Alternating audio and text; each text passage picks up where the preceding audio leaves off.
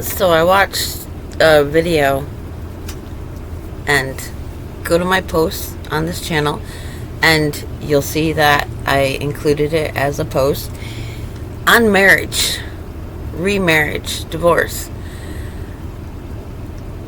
It just put a whole bunch of things together that my mind couldn't rectify, and it didn't make sense. I didn't have a clear picture of before.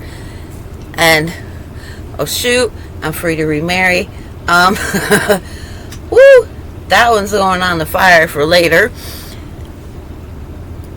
However, what it does clarify is our Creator is not going to live by a different standard than He puts upon us.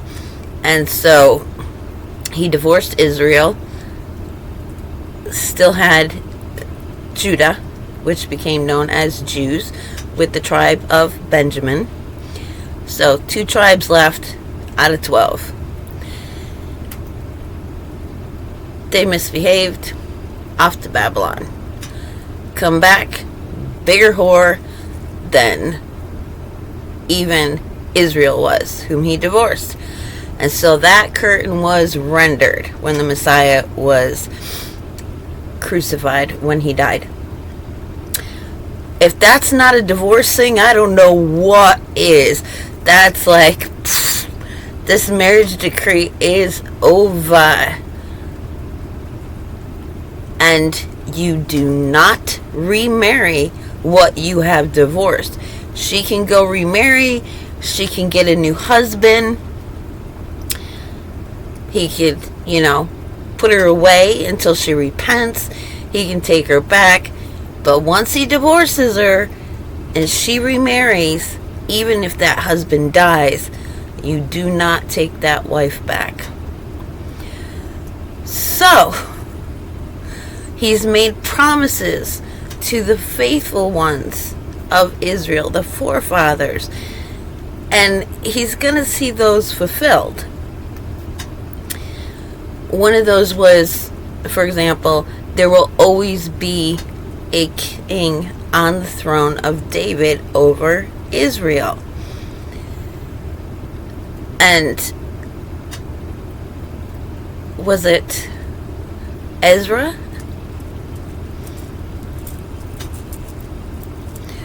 One of the prophets.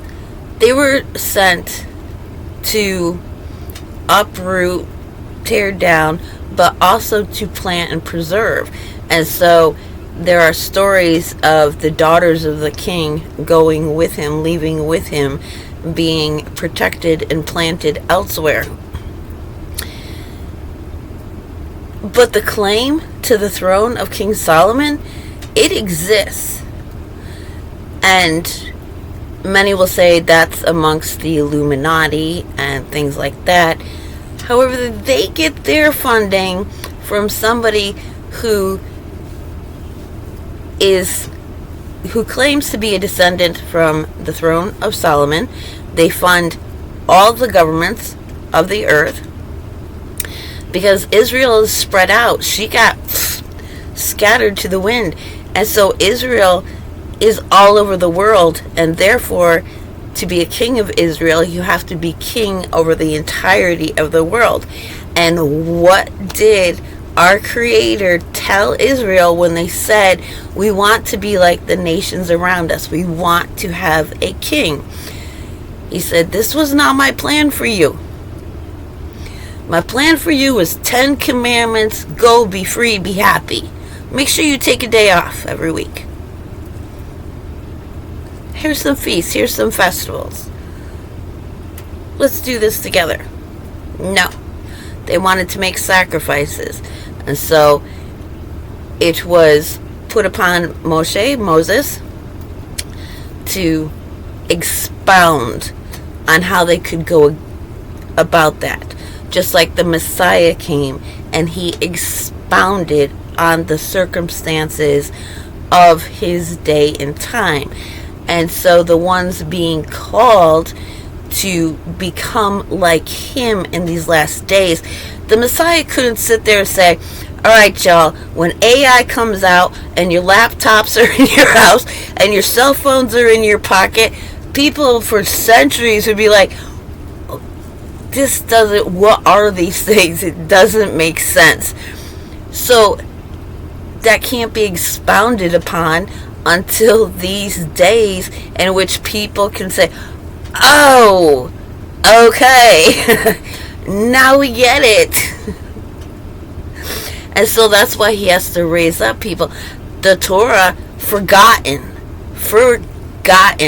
What the Jewish people call the Torah is not like the 5 books. There are some that just stick to the 5 books still. They do not go into the Talmud. They do not go into the Kabbalah. They do not go into Gematria. They do not include the Mishnahs, all of those.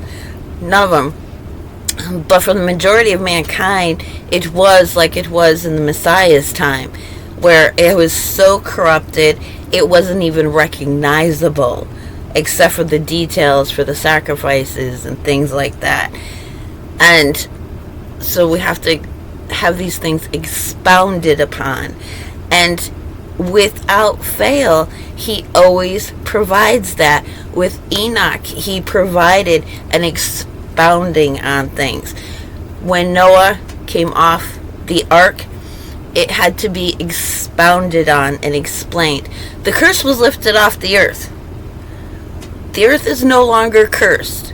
So whoever didn't get that memo, you've got it now. Go read about Noah. And then the Noahide laws, that's a big topic. That was an expounding on what already existed as Torah, because people had to have it explained to them.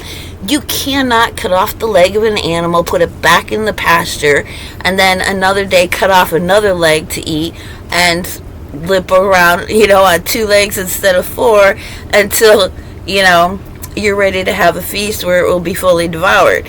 No. You are to slaughter an animal one day and eat it within a set amount of time. Period. Leave the poor babies alone, man. So then again, the earth just full of ignorance. So he pulls Abraham out aside. Now it is your job to expound and take this to the nations. That's why he wandered before he could inherit the land. Then again, they're in Egypt. They're totally Egyptian, totally corrupt, totally forgot the ways. And so he calls out Moses. Here you go. Let's expound on it again even further. They're even further away from understanding. And so it is with this day. Western society has no... our thinking is absolutely backwards and upside down. Inside out. I call it inversion. So we have to turn ourselves, like a shirt, turn it inside out and right side out. So all of this is going on, and we have expounding. The king who claims to be from the throne of Solomon, who funds all the banks, all the governments of the world, he is identified by a number publicly. So according to his descendancy and right to inheritance of that throne of Solomon, he's known publicly by a number. How do I know this? Because 20 years ago, when I first had access to internet in the home, it was all over the internet. Universal basic income. All the contracts of the governments of the earth had expired. If they wanted to renew funding under that king, descendant of Solomon, they had to state that the earth was conscious and had rights. They had to cancel all debts of all their citizens, and they had to establish a universal basic income. And then their contracts for funding would be renewed. And you know which countries accepted it and which ones didn't, according to new laws that were put into place that were environmental friendly, for example. So there would have been a shift of power. And the ones who don't want to subject themselves, they have to find funding elsewhere. So I'm not interested in pursuing that. What is, and so be it.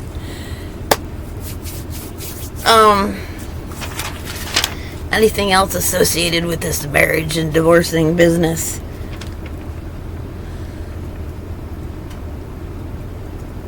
Nope, that's about what came up for that topic. But it was astounding. Like, whoa, now it is clear.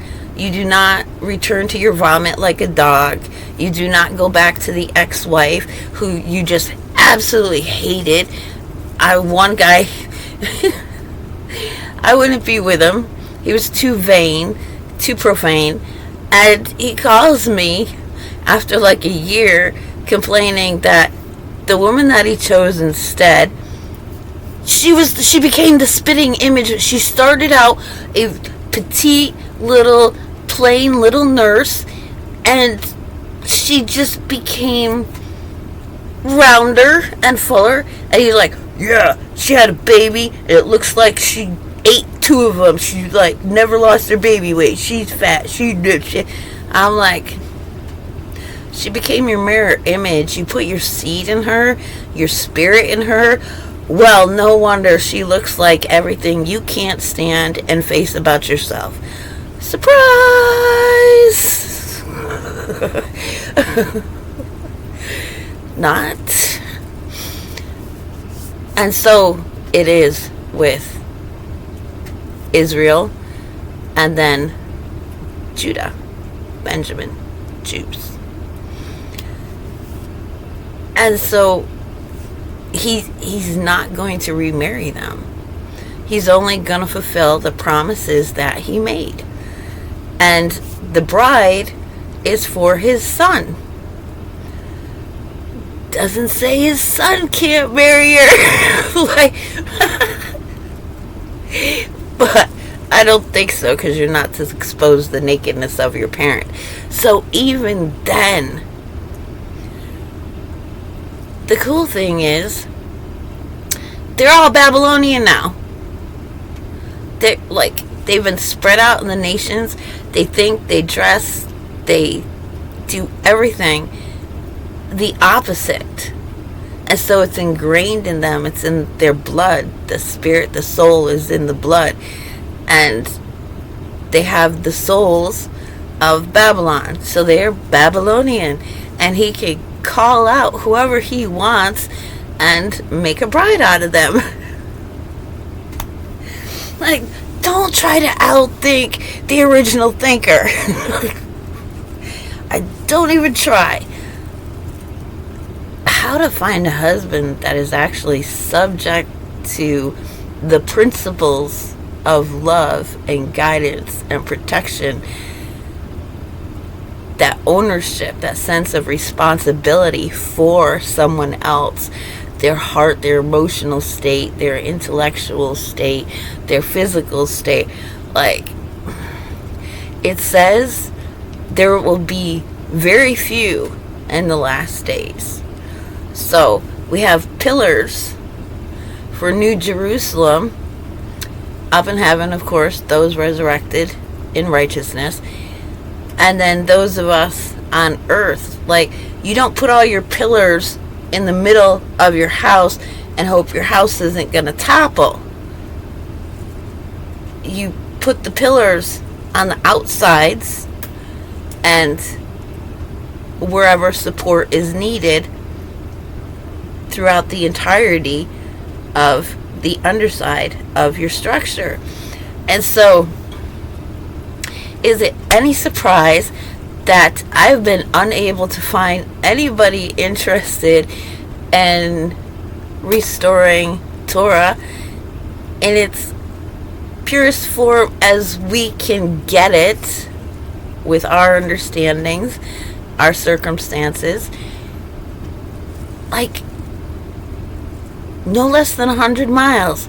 And even they are very clicky, like, don't respond. And not because I've shown them my videos. Like, I've only told one friend that I make videos. That's my closest one, and I haven't heard from her since. Oh, it's horrible. It's just, that's the way it is. So it be, and so be it.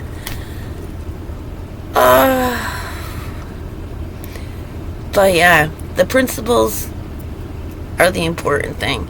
And once you hear and you can perceive those things, it's awesome.